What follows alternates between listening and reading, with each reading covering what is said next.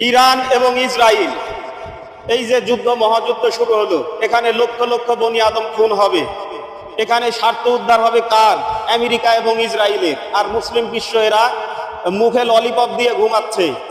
যারা ঘুমাচ্ছেন ললিপপ মুখে করে নিয়ে, তারা জেনে রাখুন আপনাদের ওই পরিণতি হবে। আমাদের বাংলাদেশের মিডিয়ারা সুন্দরভাবে খবর উপস্থাপন করছে, এবার ইসরায়েল পালাবে কোথায়? আরে ভাই, ইসরায়েল পালাবে কোথায়? এবার তোমরা পালাবে কোথায়?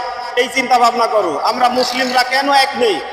এইভাবে ইরানকে ধ্বংস করে দিচ্ছে, সিরিয়াকে ধ্বংস করে দিচ্ছে, গাজাকে উদ্বাস্ত করে ধ্বংস করে মাটির সঙ্গে মিশিয়ে দিয়েছে এই দাজ্জাল আমেরিকা এবং ইসরায়েল।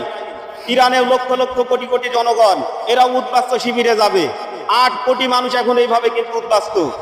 তো যারা মিডিয়াতে প্রচার করছেন এবার ইসরায়েল পালাবে কোথায়, আরে ভাই, নিজেরা পালানোর জন্য ব্যস্ত হন।